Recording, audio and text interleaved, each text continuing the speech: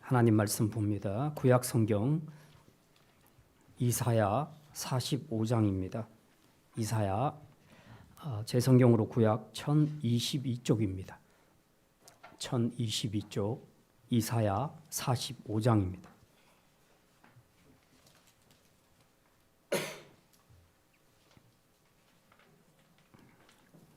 이사야 45장 1절부터 13절까지 봅니다.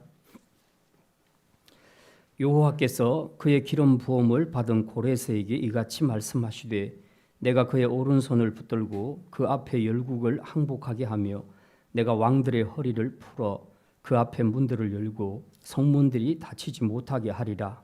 내가 너보다 앞서가서 험한 곳을 평탄하게 하며 문문을 쳐서 부수며 새 빗장을 꺾고 내게 흑암 중에 보화와 은밀한 곳에 숨은 재물을 주어 내 이름을 부르는 자가 나 여호와 이스라엘의 하나님인 줄을 네가 알게 하리라.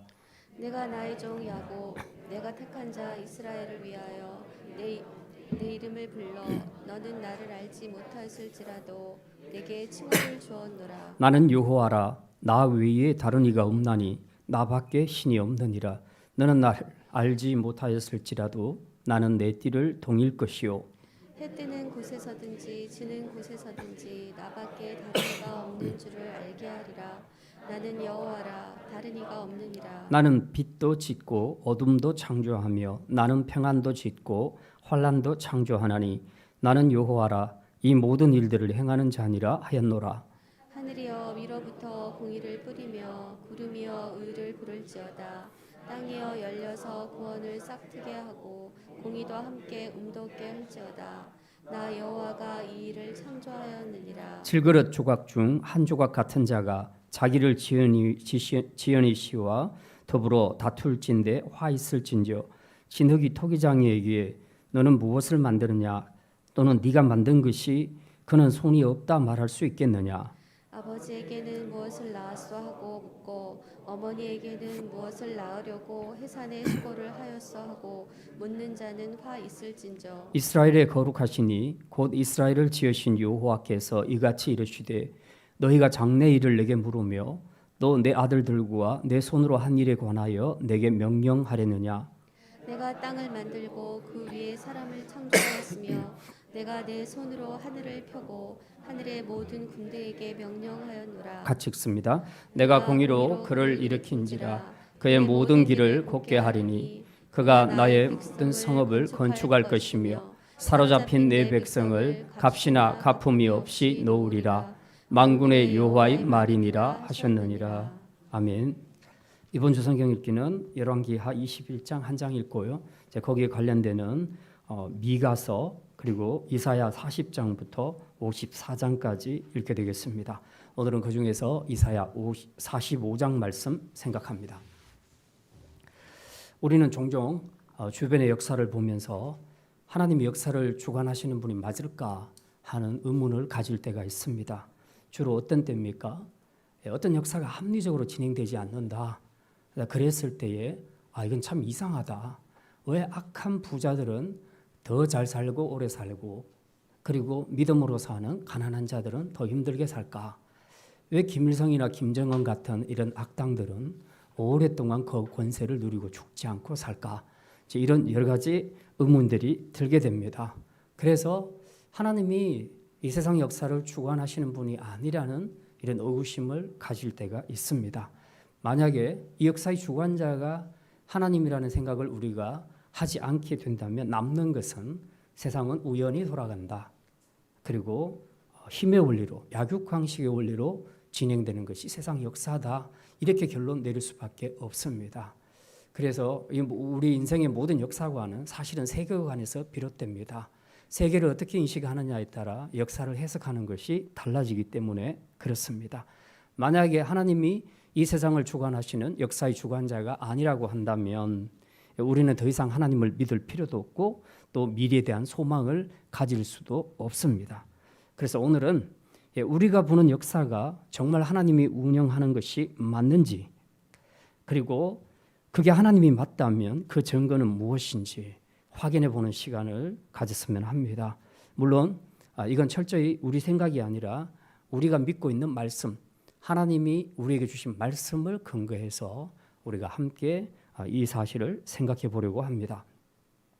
오늘 본문은 하나님이 페르시아, 성경에는 바사라고 되어 있는데요. 이 페르시아의 고레스 왕을 부르신 사건을 통해 누가 역사를 주관하시는 분이신가 하는 이 진리를 보여주고 있는데, 이것을 설명하는 과정에서 난제가 좀 생깁니다. 그건 유대인들이 제기한 문제인데요. 하나님은 무슨 이유로 우리 유대인들을 놔두고 이렇게 유대인과는 비교할 수 없는 비천한 이방인들을 들어서 이스라엘을 구원하시고 또 세상 역사를 주관해 가십니까? 왜 이방 왕을 하나님이 들어서 세상 역사를 주관하는 주인공으로 세우십니까? 이건 도저히 이해가 안 됩니다. 라고 유대인들이 이 일을 제기한 겁니다.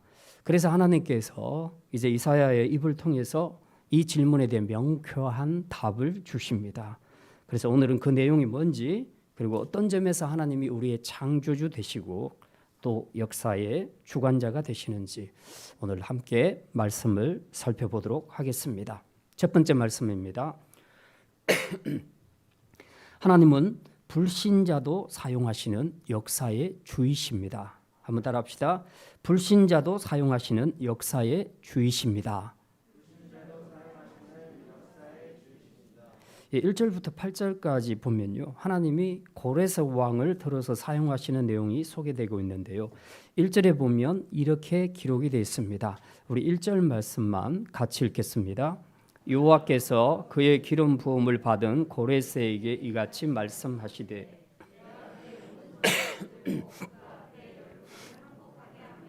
내가 왕들의 허리를 풀어 그 앞에 문들을 열고 성문들이 닫히지 못하게 하리라.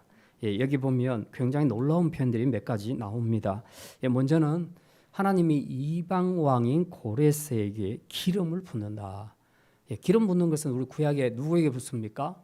왕과 선지자와 제사장에게 붓죠. 그리고 이 세 개를 통합한 것이 메시아입니다. 그래서 예수님은 이 삼중직을 성취하기 위해서 이 땅에 오셨고, 그래서 예수님을 메시아, 그걸 해석하면 기름 부음 받은 자다, 그리스도다, 그렇게 해석을 하는데요. 이 명칭을 그대로 고레스 왕에게 지금 붙이고 있다는 사실입니다. 이건 굉장히 충격적인 이야기죠. 고레스를 메시아로 세웠다. 그래서 그를 통해 이스라엘을 구원하고 세상 역사를 주관하겠다고 하나님이 선포하신 것입니다. 뿐만 아니라 1절에 보니까 하나님은 또 그의 오른손으로 그를 붙들어 열국이 그 앞에서 항복하게 할 것이다.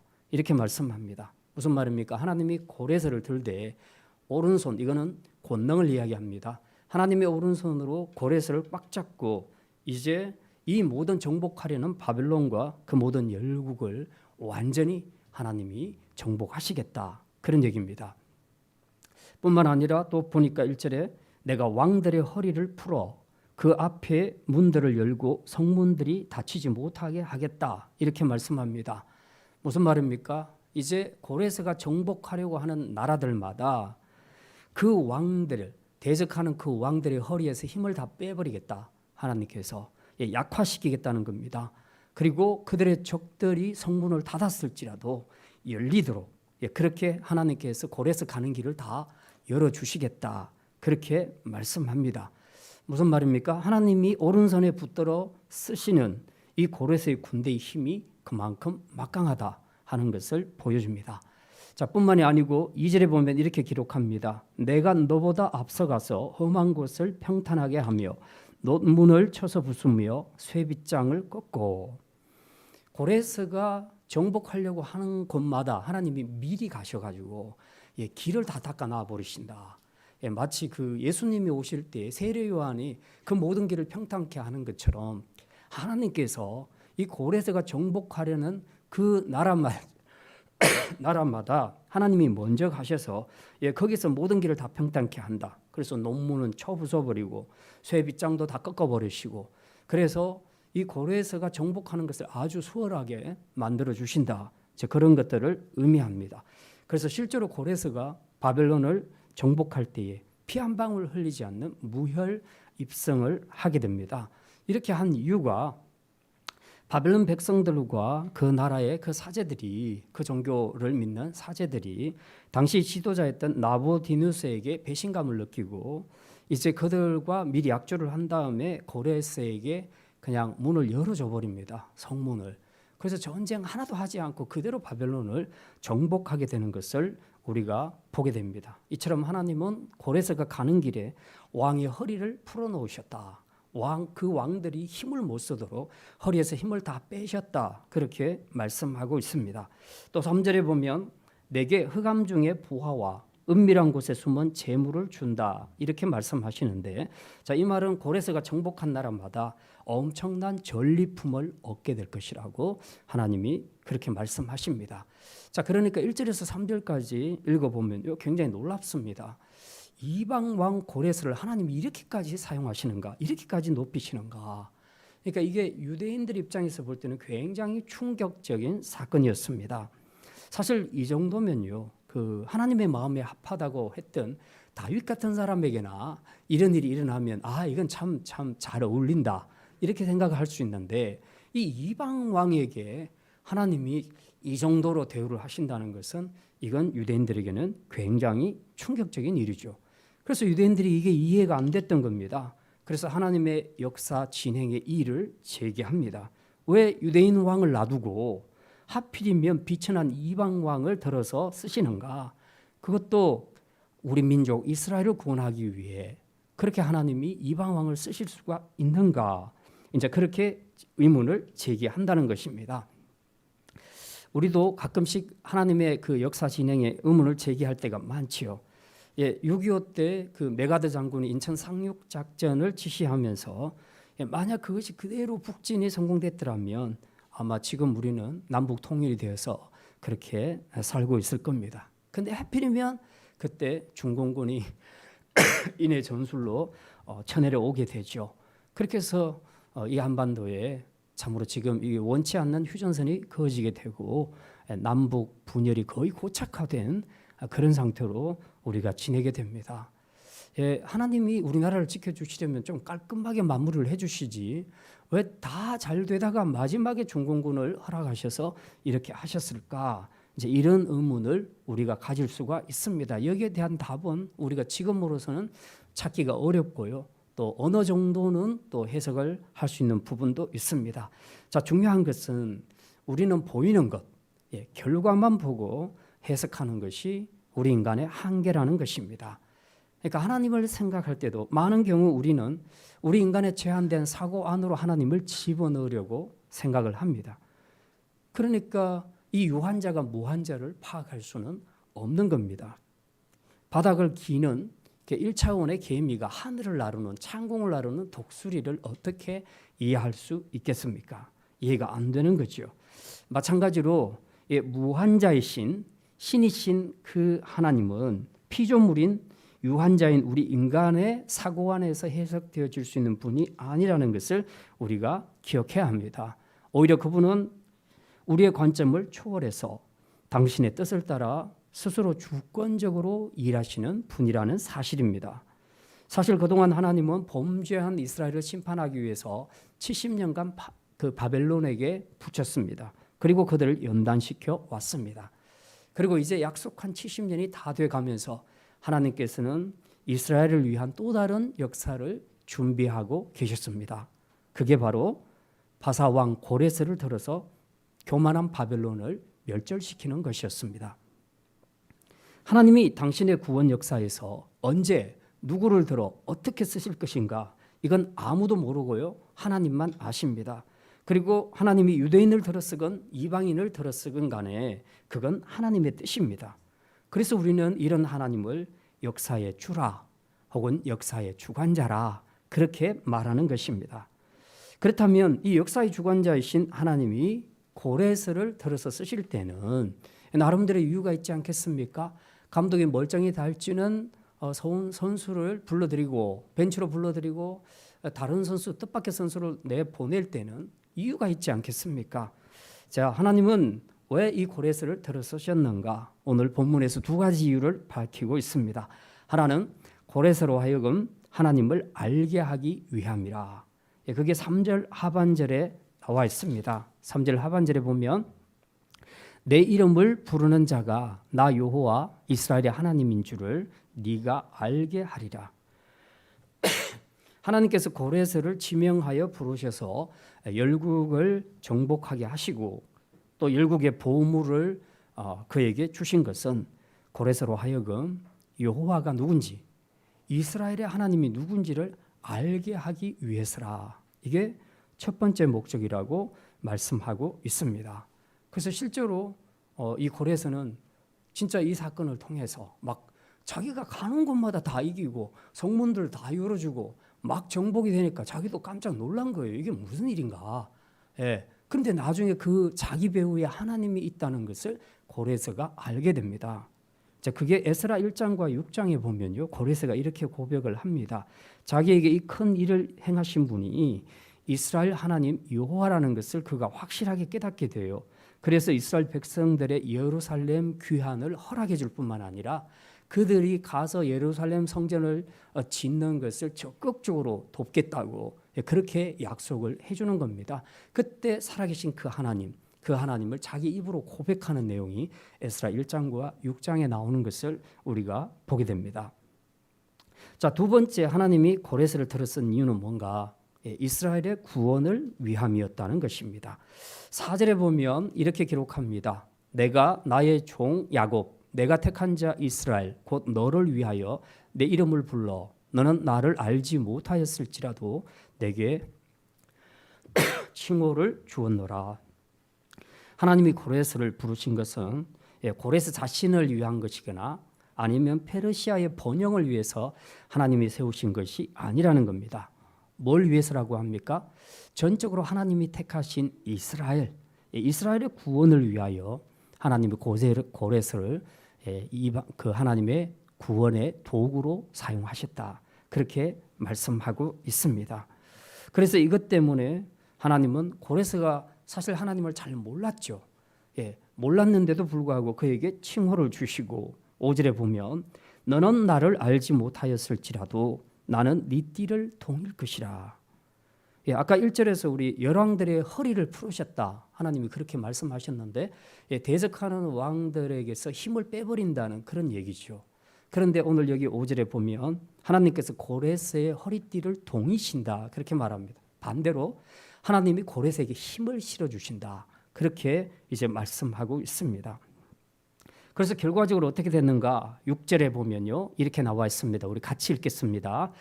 해 뜨는 곳에서든지 지는 곳에서든지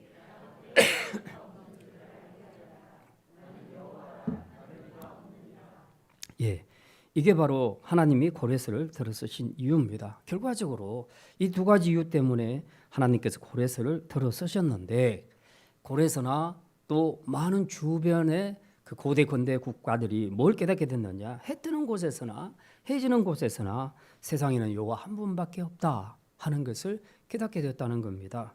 사실 그 여러 작은 나라들이 하나님을 아는 것보다 세계를 제패하고 있는 나라의 제왕이 하나님을 인정했다면 그거는 굉장히 큰 효과를 거둘 수 있다는 거죠. 그래서 이 고레스의 입을 통해서 살아계신 여호와 하나님을 인정하니까 해 뜨는 곳이나 지는 곳이나 세상에는 여호와 한 분밖에 없다 하는 이 결론이 나게 되었다고 말씀하고 있습니다. 이처럼 외적으로 보이는 역사는 고레스 왕 때문에 된 것 같이 보여도 사실은 그 배후에는 하나님께서 역사하셨다 하는 것을 우리는 알 수 있습니다. 바벨론의 멸망도 그리고 열방의 정복도 이스라엘의 구원도 예루살렘의 귀환도 그리고 성전 건축도 모두 하나님이 하셨습니다. 그래서 우리는 이 하나님을 역사의 주라고 부릅니다. 그렇다면 이제 이 역사의 주이신 하나님 앞에서 우리는 어떻게 살아야 될 것인가? 고레스 당시 열국의 역사를 주관하신 하나님이 오늘 저와 여러분이 믿고 있는 바로 동일한 하나님이라고 생각한다면 우리 또한 지금 보이는 역사에 흔들리지 말고 그 배후에서 역사하시는 역사의 주 되신 그 하나님을 믿어야 하지 않겠느냐 하는 말씀입니다. 지금 우리 눈에 보이는 세상 역사에서는 주도권을 쥐고 있는 것이 미국이나 중국처럼 보입니다. 그리고 세상의 역사도 마치 그들에 의해서 진행되는 것처럼 보입니다. 그러나 사실은 그 배후에서 하나님이 역사의 수레바퀴를 돌리고 계신다는 걸 우리는 분명히 영적인 눈으로 읽어내야 합니다. 물론 거기에는 우리 한국의 역사도 포함되어 있고 저와 여러분의 개개인의 역사도 포함되어 있다는 것을 우리가 명심해야 합니다. 그러니 내가 상황이 좀 어렵다고 힘들다고 또 내가 이해할 수 없는 그런 이상한 일들이 내 주변에서 생긴다고 해서 우리가 역사를 주관하신 하나님을 의심하거나 또 그분에 대해서 불순종하는 것은 잘못되었다는 것입니다. 지금 여러분의 환경이 어렵고 힘드십니까?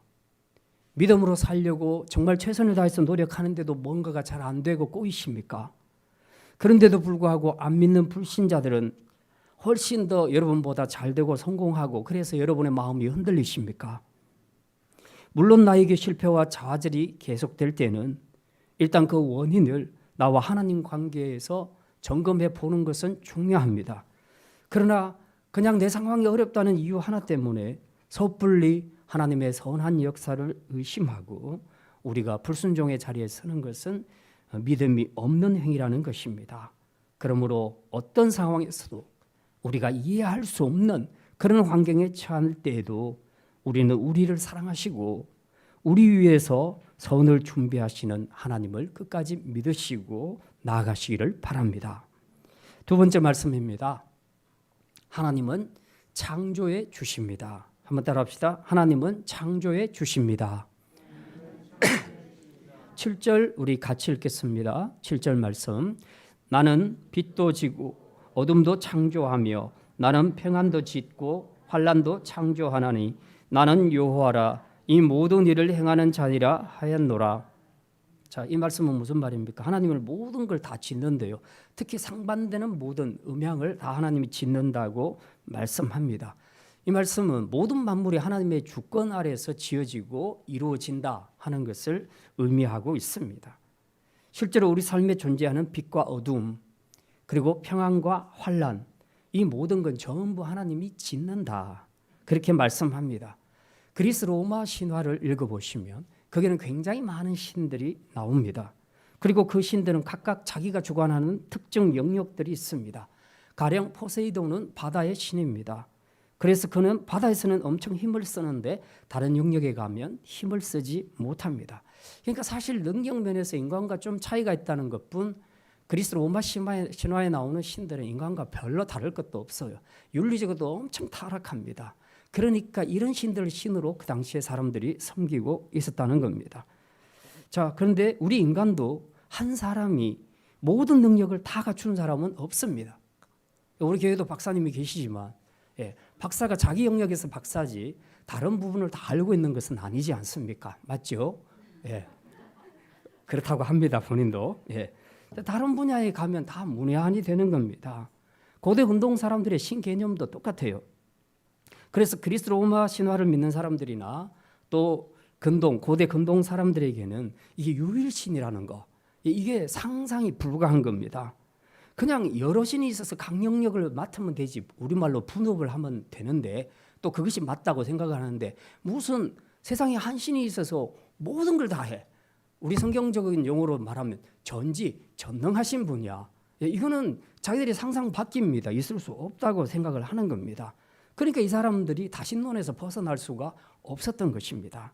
왜냐하면 태양도 신이고 고목도 신이고 호랑이도 신이고 바다도 신이고 자기들이 무서워하는 모든 피조물이 다 신으로 느껴지니까 이걸 통합한 하나의 신이 있다는 생각을 못하고 각각이 다 신이라고 생각을 하는 거죠. 그러니까 그들은 유일신을 받기가 굉장히 힘든 거예요. 항상 다신론에 매여서 살아갈 수밖에 없었습니다. 자, 근데 오늘 본문 7절에서 보니까요. 하나님은 확실히 당신이 세상의 유일한 신이며 또한 전능한 신이라는 것을 확실하게 주장하고 있습니다. 그래서 7절을 읽어보니까 하나님은 혼자신데도 혼자서 빛도 짓고 어둠도 창조하시고 평안도 짓고 환난도 창조하신다고 말씀합니다. 말하자면 세상에 존재하는 유무형의 모든 것과 모든 현상은 전부 하나님이 지으신다. 하나님이 창조주시다. 유일한 창조주다 하는 것을 분명히 밝혀주고 있습니다. 뿐만 아니라 8절에 보면요, 하나님은 당신이 지은 창조 세계를 향해서 이렇게 명령하십니다. 우리 8절 말씀 같이 한번 읽겠습니다. 하늘이여 위로부터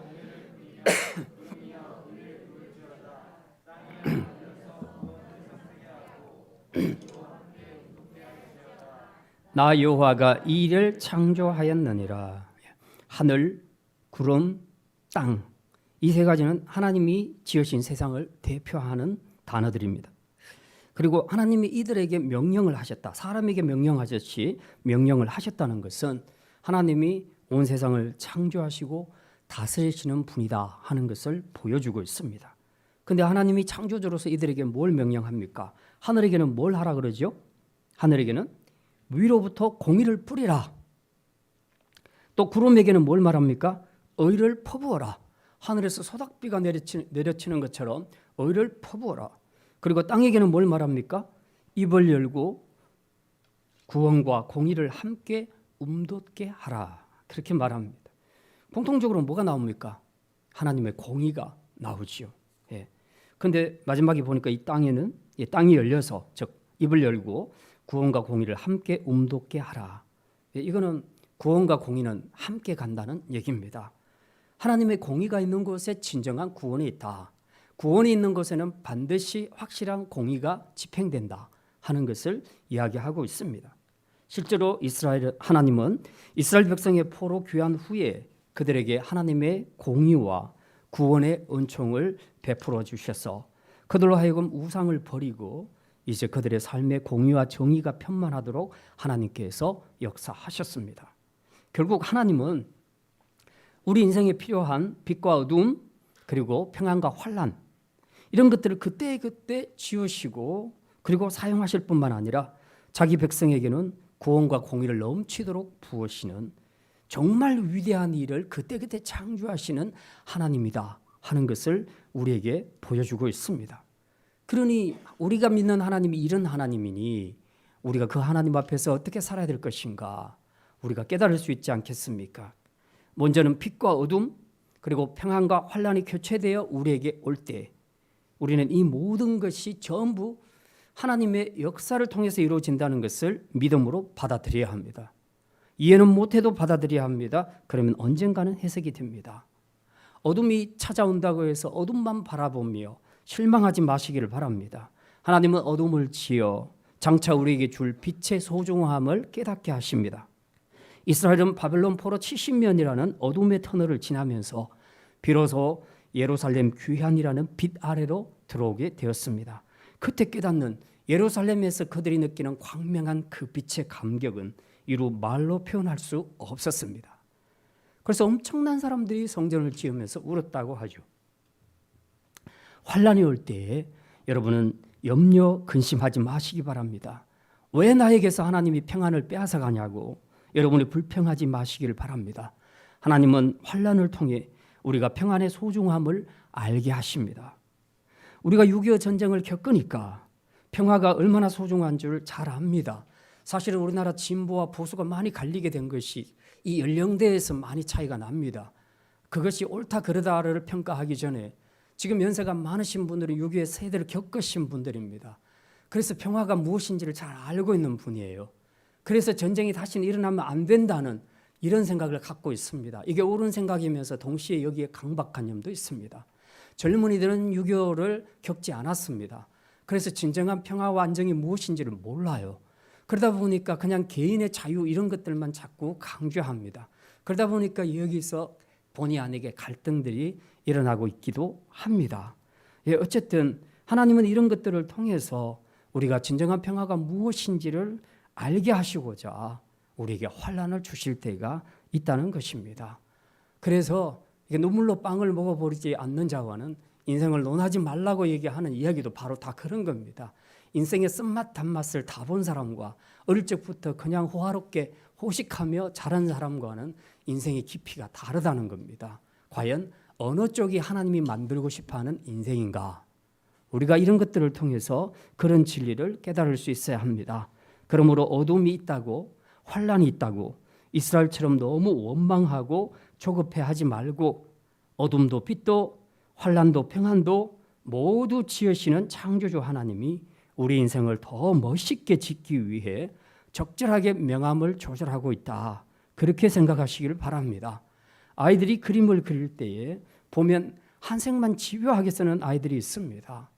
크레파스를 가지고 그림을 그리는데 한두 가지 색만 가지고 그림을 그리는 아이들이 있어요. 이제 이렇게 하게 되면 좋은 그림 그릴 수가 없습니다. 내가 아무리 파란색을 좋아해도 야, 하늘만 파란색으로 칠하면 되지. 무슨 모자도 파란색, 옷도 파란색, 신발도 파란색, 가방도 파란색 다 그렇게 해놓으면 도대체 어떻게 구분할 수 있겠습니까? 예, 그러니까 좋은 작품이 나올 수가 없는 것이죠. 하늘이 파라면 구름은 하얗고 산은 푸르고 모자는 빨갛고 이렇게 만든 것이 적절하게 배합하는 것이 좋은 작품이 나오는 비결입니다. 그래서 하나님도 때로는 우리 인생을 지으실 때에 이렇게 평안과 이 환란을 적절하게 배합하십니다. 검정으로 표현되는 어둠의 터널, 그리고 그 이후에 찾아오는 밝은 빛, 환란과 평안으로 교차되는 다양한 그림을 통해 하나님은 우리 인생을 더 성숙하게, 더 멋있게 만들어가기를 원하십니다. 그러므로 너무 평안만 집착하지 말고 너무 빛만 좋아하지 말고 어둠이나 환란이 닥쳐올 때도 이것이 우리 성장을 위한 하나님의 뜻이겠거니, 멋진 화가의 그 숨은 뜻이겠거니 우리가 생각하고 믿고 그 하나님 앞에 맡기고 나아가게 된다면 우리는 어떤 어려움 속에서도 잘 이겨낼 줄 믿습니다. 오늘 이스라엘뿐만 아니라 우리 성도들 또한 이런 다양한 것들을 지으시는 그 하나님의 선한 뜻을 잘 알고 현실 앞에서 불평, 불만 이거보다 이 어둠과 고난의 기간을 통해 하나님이 내 인생을 어떻게 멋지게 만들어 가실까 기대하시면서 우리가 믿음으로 자신을 하나님께 맡기는 그런 삶을 살아가시기를 바랍니다. 세 번째 마지막 말씀입니다. 하나님의 주권을 인정해야 합니다. 한번 따라합시다. 하나님의 주권을 인정해야 합니다. 하나님은 이방 왕을 사용하시는 역사의 주라, 또 모든 만물을 때에 따라 짓는 창조의 주시라 우리가 말씀을 생각했습니다. 그리고 고난까지도 멋지게 그려내시는 그 하나님 앞에 이제 우리가 어떻게 살아야 될 것인가? 믿음으로 그분에게 모든 것을 맡기며 살아야 한다. 그렇게 말씀드렸습니다. 자, 그런데 이스라엘은 이것에 대해서 전혀 동의하지 않았습니다. 자신들의 왕이 아닌 이방 왕을 통해서 자신들을 구원한다. 이건 엄청 자존심 상하는 일이라 이미 선민 사상으로 똘똘 뭉쳐진 국수주의로 똘똘 뭉쳐진 이스라엘 백성들에게는 이방 왕이 자기를 구원한다. 이건 정말 자존심 상하는 일입니다. 그리고 왜 이렇게 하나님이 역사를 이끌어 가시는지 너무 불만이 큰 겁니다. 왜 하필 이방 왕이냐고, 어떻게 하나님이 그러실 수 있냐고, 이거는 불의하지 않냐고, 하나님 앞에 윤리적인 문제로까지 그들이 건드리는 것을 우리가 보게 됩니다. 그러자 분노하신 하나님께서 이제 그들에게 대답을 주십니다. 어떻게 대답을 주십니까? 9절 말씀 우리 같이 읽겠습니다. 질그릇 조각 중 한 조각 같은 자가 자기를 지으신 이와 더불어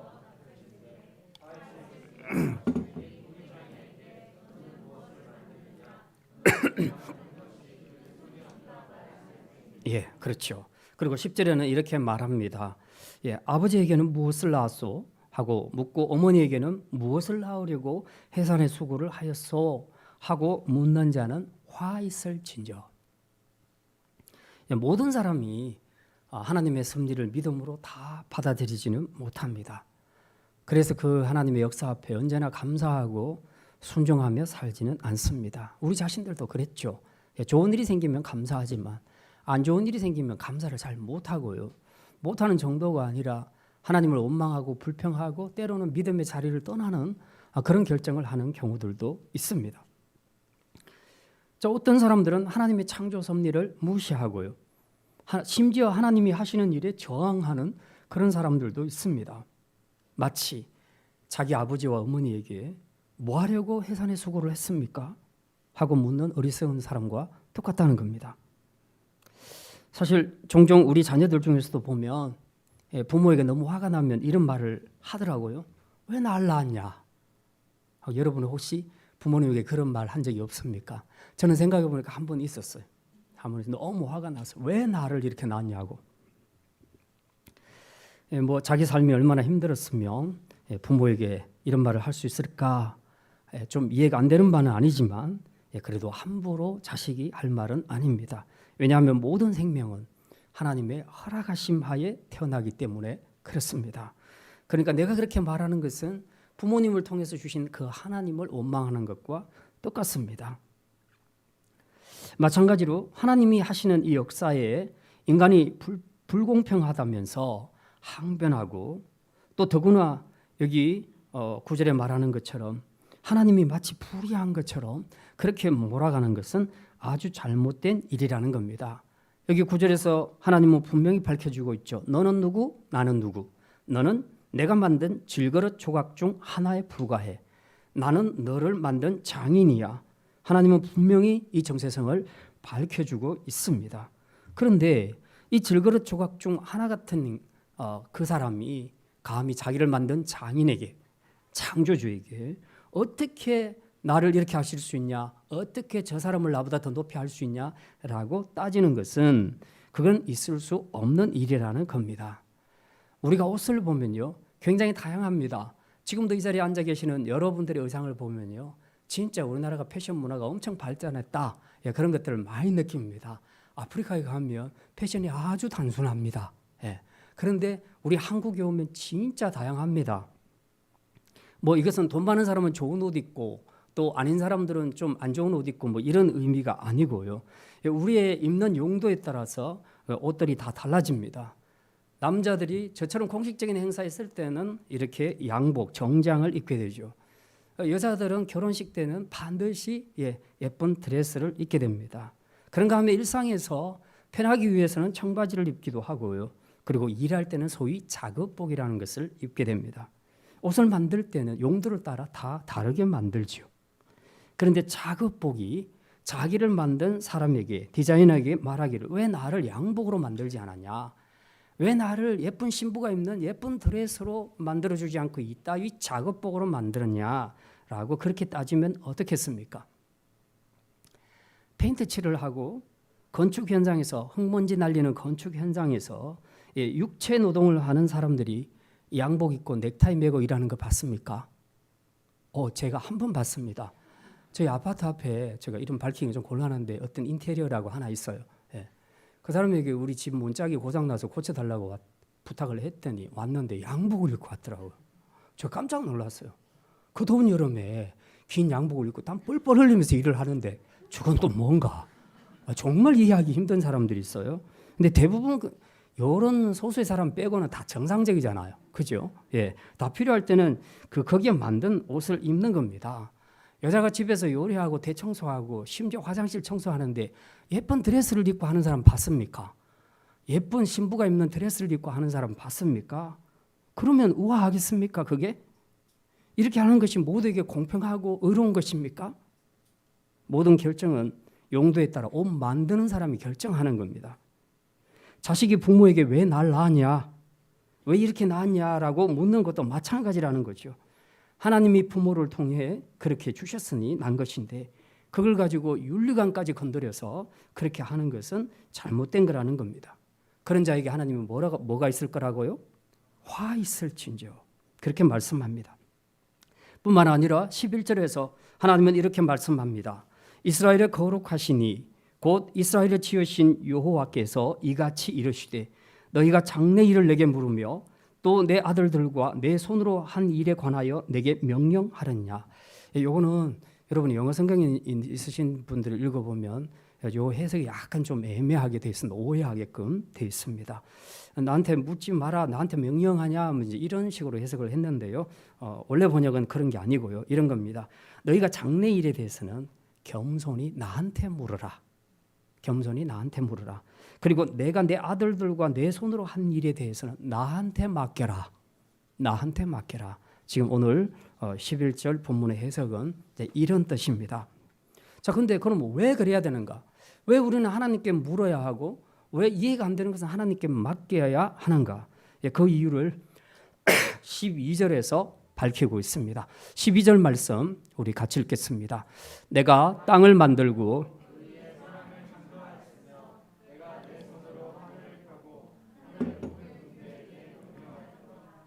결국 하나님이 온 우주를 만드시고 또 다스리고 계시기 때문에 그 하나님의 작품인 이 세계에서 일어나는 모든 일들에 대해서는 전부 주인이신 하나님께 물으라는 겁니다. 하나님께 물으라. 자기 마음대로 해석하지 마라.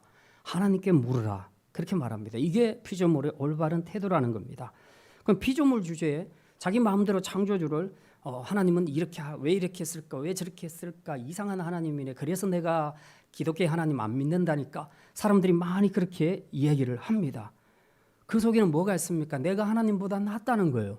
내가 하나님보다 더 똑똑하다는 거예요. 하나님보다 더 의롭다는 거예요. 이런 전제가 다 깔려 있다는 겁니다. 이게 타락한 인간의 본성이라는 거죠.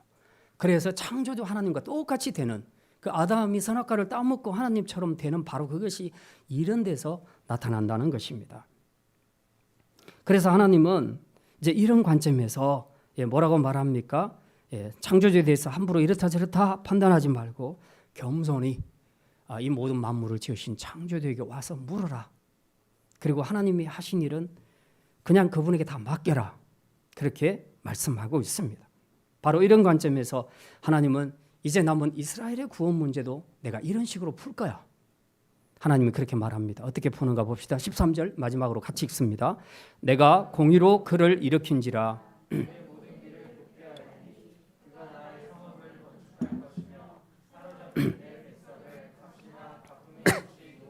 이게 무슨 말입니까? 하나님이 지금 고레스 왕을 지금 드는 이유를 밝히고 있죠. 고레스 왕을 하나님이 공의를 실현하는 도구로 세우셨다. 그래서 그가 가는 길을 평탄케 하시고 그리고 결국에는 그를 통해서 하나님이 뭘 하신다? 성읍을 회복케 한다. 예루살렘 성읍을 회복하게 한다. 그리고 포로된 자기 백성을 해방시키는데 아무 값도 지불하지 않고 그냥 하나님이 해방시켜 주신다. 누구를 통해? 고레스를 통해. 유대인들은 이해할 수 없는 왕이지만 하나님은 그를 통해 이 위대한 이스라엘의 구원과 해방의 역사를 진행하신다고 그렇게 밝히고 있습니다. 결국 이방왕 고레스를 구원자로 메시아로 쓰시는 하나님의 주권적인 역사라는 것을 밝혀주고 있습니다. 하나님이 당신의 구원 역사에 누구를 어떻게 들어 쓰건 그건 하나님의 뜻입니다. 그래서 우리는 하나님을 역사의 주 혹은 역사의 주관자라 그렇게 말하는 것입니다. 그러므로 우리는 우리 눈에 불공평하게 보이고 또 때로는 이해가 잘 안 되는 그런 일이 있다 할지라도 보이는 대로 느끼는 대로 반응하지 말고 거기엔 우리가 알지 못하는 하나님의 더 깊은 뜻이 있다 하는 것을 우리가 생각해야 합니다. 하나님의 뜻을 분별하기 위해서는 때론 연단이 필요하고 때론 시간이 필요합니다. 그리고 나중에 때가 되면 우리는 하나님이 왜 그 일을 허락하셨는지 그제서야 우리가 깨닫게 되는 경우들이 굉장히 많습니다. 하나님은 우리처럼 실수하시는 분이 아니십니다. 지금은 우리에게 힘든 연단이지만 때가 되면 하나님은 질그릇과 같은 우리를 사용하셔서 하나님의 위대한 역사를 이루실 것입니다. 그때 우리는 비로소 하나님의 뜻과 지혜를 깨닫고 찬송하게 될 것입니다. 그러므로 이해할 수 없을 때에도 하나님의 선하심과 완전하심을 믿으십시오. 우리를 향한 그분의 사랑을 믿으십시오. 그리고 그분의 주권적인 역사에 대항하지 말고 믿음으로 수용하시기를 바랍니다. 그러면 반드시 모든 것이 합력하여 선을 이루는 아름다운 역사를 보게 될 줄 믿습니다. 이제 말씀을 마칩니다. 오늘 우리는 하나님이 이방인인 고레스를 들어 쓰신 사건을 통해 하나님이 어떤 분이신지를 깨닫게 되었습니다. 첫째, 하나님은 불신자도 사용하시는 역사의 주이십니다. 둘째, 하나님은 창조의 주이십니다. 셋째, 그러므로 피조물된 우리는 그분의 주권을 인정해야 합니다. 오늘 우리가 믿고 있는 하나님은 이런 분이십니다. 그러므로 이제 우리가 이해하기 힘든 어려운 상황이 찾아온다 할지라도 보이는 걸로 하나님을 원망하고 불평하는 자가 아니라 우리를 향한 하나님의 더 깊으신 뜻이 있다는 것을 믿고 적극 순종함으로 하나님의 구원과 축복을 풍성히 누리는 그런 복된 성도로 살아갈 수 있기를 주님의 이름으로 축원합니다. 다 같이 기도합니다.